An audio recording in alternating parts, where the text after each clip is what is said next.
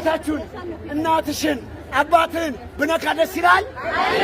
ታዲያ እናታችን ተነክቶ በግንቦት አንድ ይሰማል አይደል?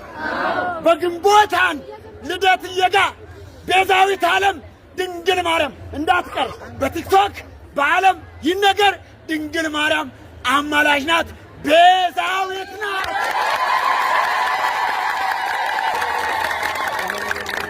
አክሊል አርገ ንገርህ፣ አክሊል አርገ የክብር አክሊል ገዝተ ማርያምን መካድ ምን ማለት ነው? ድንግልና ለዘላለም ትኖራለች። አሜን።